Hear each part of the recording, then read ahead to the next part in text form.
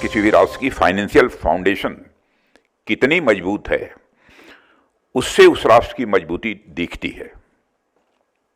Finance किसी भी देश की जीवन रेखा होती है। जिस प्रकार हमारे शरीर में रक्त का संचार निरंतर बना रहना चाहिए, उसी प्रकार राष्ट्र की गवर्नेंस और उसकी डिफेंस मशीनरी को सुचारू रूप से चलाने के लिए फाइनेंशियल फ्लो भी उतना ही अनिवार्य है। और रक्षा क्षेत्र के संदर्भ में इस फाइनेंशियल फ्लो को बनाए रखने का काम यदि किसी के द्वारा किया जा रहा है तो आप सबके द्वारा किया जा रहा है। फाइनेंस और नेशनल सिक्योरिटी का आपस में आप सब जानते हैं बहुत ही गहरा संबंध है। फाइनेंशियल डिसिप्लिन बिना किसी भी सैन्य शक्ति को सस्टेन नहीं किया जा सकता है। चाहे हमारी सेना कितनी भी सक्षम क्यों न हो, यदि समय पर उनके लिए आवश्यक संसाधन उपलब्ध नहीं होंगे तो उनकी क्षमता पर विपरीत प्रभाव पड़ सकता है। डीएडी वह अदृश्य सेतु है। डीएडी वह अदृश्य सेतु है जो फाइनेंस और फोर्स दोनों को जोड़ता है। साथियों, ऑपरेशन सिंदूर में पूरी दुनिया ने देखा किस तरह से हमारी सेनाओं ने एक ऐतिहासिक और निर्णायक विजय हासिल की है। और हमने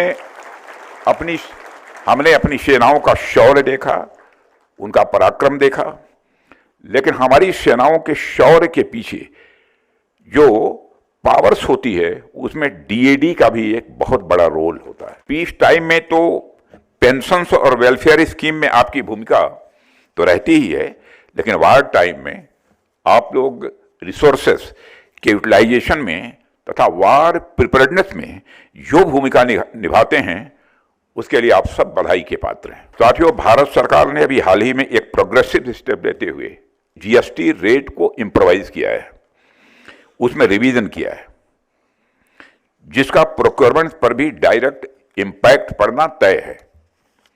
और यह हमारे लिए अच्छी बात है।